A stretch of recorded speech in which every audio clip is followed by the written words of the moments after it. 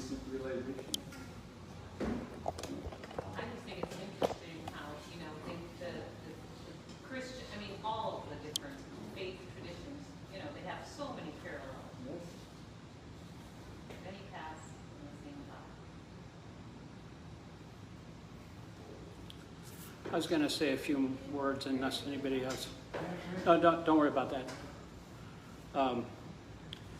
Last week or 2 weeks ago, before you went to Canada, I set up this table over there, and I was saying that this month is a special month. Worldwide ISKCON is doing a campaign called the Badr Campaign, and in the month of Bhadra, it's like this month. It's starting. The end of it is like September 20th, so we're already into that month, I believe. But they're doing a Badr campaign. They're trying to distribute 25,000 Srimad Bhagavatam books. On that table, you'll see a complete set of Srimad Bhagavatam, 18 volumes. But I'm trying to distribute these books beyond birth and death, which is about birth, death, old age, and disease, which is kind of a hot topic these days, you know, with all the COVID and everything. And I was thinking about writing something about it. I just wrote this introduction here. It's kind of an alliteration, but this is just an introduction to try to pitch what I'm doing and what the ISKCON Worldwide is doing. If you looked at Bhadra, look up Badr Campaign, and all over the world the devotees are trying to distribute these, what Prabhupada, his master work, you know, he brought with him from India to America in 1965. He had a whole case of Bhagavatams because he had to, you know, prove to the Western countries that it wasn't just a cult, you know, it wasn't just somebody that, you know, all these yogis come from India and they don't have anything to offer, but Prabhupada had his spiritual tradition and a line of disciplic succession all the way from Krishna himself. But this is called, this book that I'm offering over here, Beyond Birth and Death, that's a synopsis of the Bhagavad Gita, which Krishna spoke on in the battlefield 5,000 years ago. And it just talks about how we're not these bodies, we're spirit souls. The body does not die when the soul does not die when the body dies. And so you can transcend this cycle of birth and death called samsara and go back to the spiritual world where we're actually meant to be. That's our home. Go back to Godhead. So this is something I wrote about, you know, about this book, kind of an introduction to it. Ancient wisdom literature lists the four evils of this material world. Janma, Mrityu, Jara, Vyadi. Birth, death, old age, and disease. When Prince Siddhartha went on his quest for enlightenment, everybody knows who Siddhartha is, right? No. Buddha. He's the Buddha. Yeah, he was actually an incarnation of God. He came for specific reasons. He came about 3,000 years ago, and actually our Vedas predict when he came. It was written, the Vedas, Bhagavatam, that book that we're pitching right now, was written 5,000 years ago, and it said who Buddha, when he would come, what province in India he would be born in, who his parents were, and what his name was. 2,000 years before he even came. So that's the accuracy of these books. So anyway, when Prince Siddhartha went on his quest for enlightenment, he witnessed four kinds of suffering: birth, death, old age, and disease. These are the evils of this material world. And this sobering experience led him to sit under a tree, the Bodhisattva tree, and in order to meditate to find a solution, and thus he became Buddha. The Siddhartha became Buddha after he found the solution to birth, death, old age, and disease. The enlightened one. And so you might say this is just an ancient story, but actually these sufferings, birth, death, old age, and disease, concern each and every one of us, and there's no way we can avoid it because we're here in this material world, which is temporary. Krishna says this material world is dukkaliyam ashashvatam, which means temporary and miserable. You can just look at what's happening around the world right now. You can see it's miserable. You want to move to Haiti? You want to move to Afghanistan? You know, I always ask my wife, hey, do you want to move to Florida? No, thank you, I don't. But, you know, but these sufferings concern every one of us, and no one can avoid it. Science is trying to fight disease, They've made wonderful medicines, you know, vaccines. Everybody should get one if you haven't got one already, because, you know, we want to prolong life and preserve. Some people try to preserve beauty as long as you can with facial creams and, you know, facelifts, but they try to stay young. But people are still dying, they're still getting old, they're still getting sick, and they're still, you know, taking birth. And this is a cycle, continuous cycle. It's called reincarnation. Re means again, and carne means flesh. So you're refleshing yourself every 7 years, whether you know it or not. Every single cell in your body is different from one of the cells that you had 7 years ago. So you're a totally different person, but you're the same, totally different body, but you're the same person. So the problem of sickness and death was the, quote, elephant in the room in 2020. And it still is, unfortunately. In many countries, it's even worse than it is here. Nobody asked for it, nobody wanted it, but somehow it was forced upon everyone in the world. And when we don't understand why these things are happening to us, like birth, death, old age, and disease, we especially disease, which nobody was really thinking about before, we start looking for somebody to blame, and we start concocting all kinds of theories why this is happening. Oh, it's the government. Oh, it's the Anthony Fauci. It's the pharmaceutical companies that are putting little magnets on our arms with the vaccines and the 5G and everything like that. There's so many crazy theories that people are making up.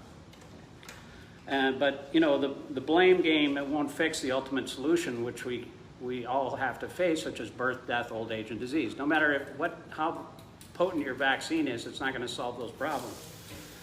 And everybody thinks it's not going to happen to them. You know, the most amazing thing is that everyone around us is dying. Like I went to the bank the other day and I was talking to the tellers there because I had to change my account. And, you know, we're talking, somehow or other, the corona pandemic came up, and she said, you know, they were skeptical about it. And I said, well, what do you mean, how are you skeptical? 600,000 people have died in this country alone. He said, yeah, that's what they say. But, you know, just today, like, you know, people, they're having to bring in morgue trucks down in the southern states and stuff, you know. So it's just still going on. But, you know, nobody thinks it's going to happen to them, because somehow or other we're just in a bubble, you know. But deep inside, we know that, and we know it's going to happen to us ultimately. Death and all these things are going to happen. But we don't ever ask the question, why do I have to, if we're eternal souls, why does this happen to me? Why is this happening? As soon as we ask that question, we actually start to become a human being. Because animals don't ask that question. Animals like goats and cows on the way to the slaughterhouse, they're just eating the grass on the side of the path, you know, on their queue into the slaughterhouse, and they're not thinking that I'm going to die.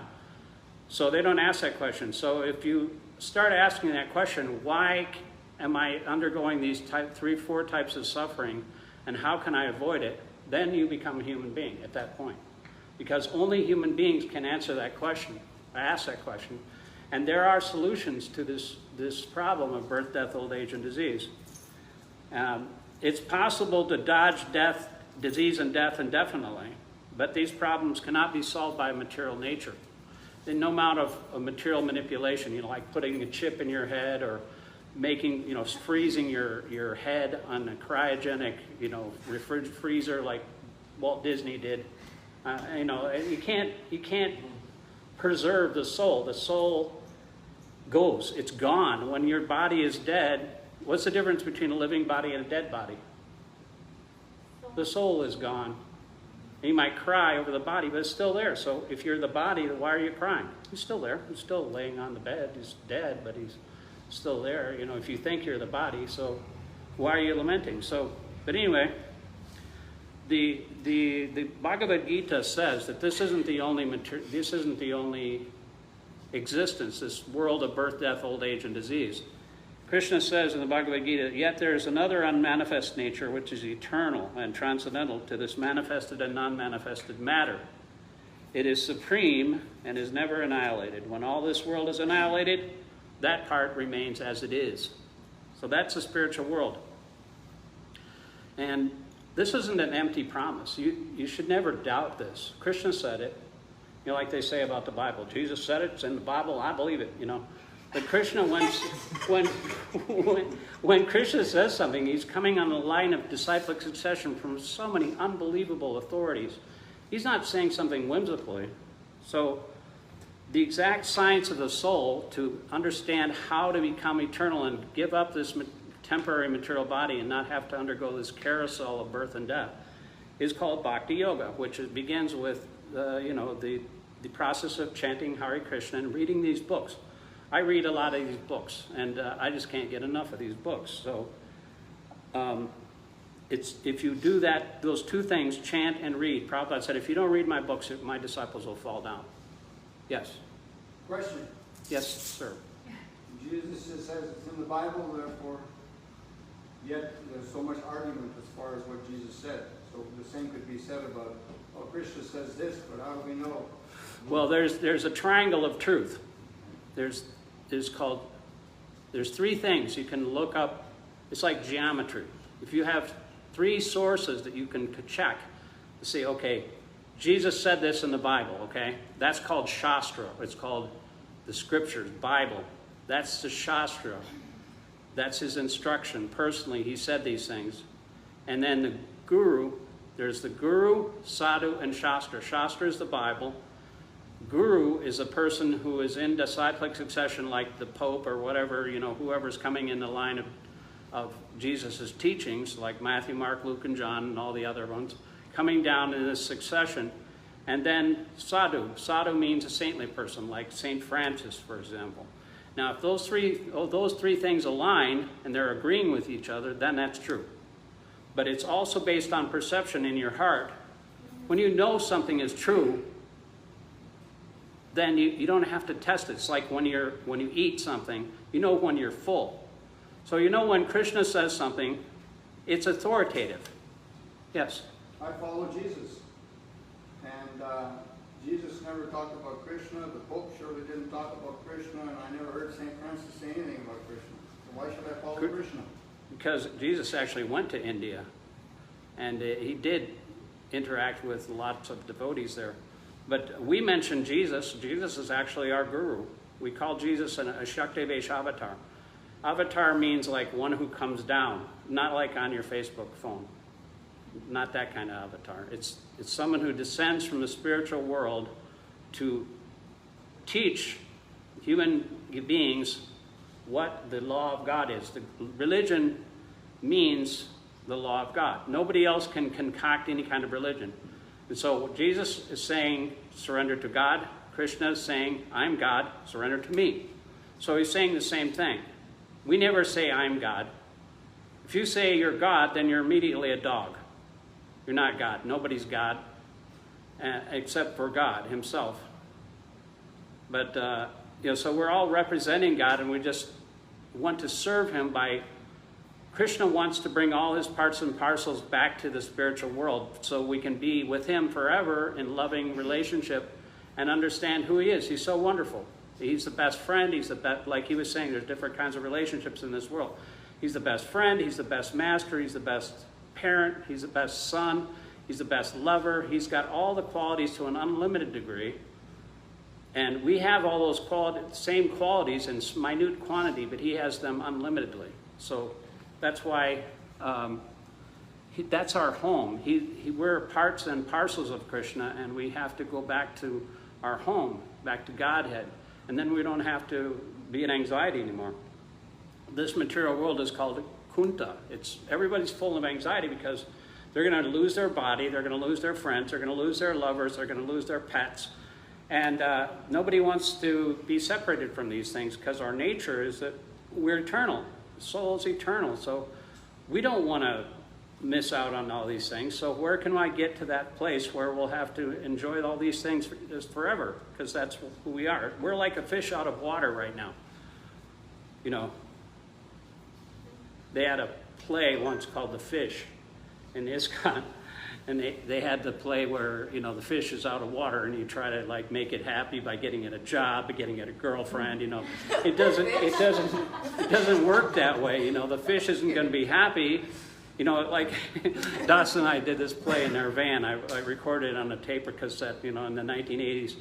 And he said, you know, I played the part of like a guru, you know, one of these fake gurus. And dāsa would ask me, you know, well, what is the goal of life? You know, I said, well, I will give you mantra for 600. How much money do you have? I'll give you mantra for $600. He said, I'm to have $600. Okay, I'll give you mantra for $600. And you just chant this mantra, you'll become God in 6 months. And so, and that didn't work, you know. And then he said, okay, well, I want to, maybe you'll be happy if you get a job, because then you can get a girlfriend. And so he went to the job, and the employer said, okay, take these boxes, put them over there. And then take the boxes and then put them over there. And then just take all the boxes out of here. And so... but it didn't do anything, right? And so, you know, like, he just kept on trying things, and he wasn't happy, you know. But, and he asked the sports guy, the sports coach, you know, what is the goal of life?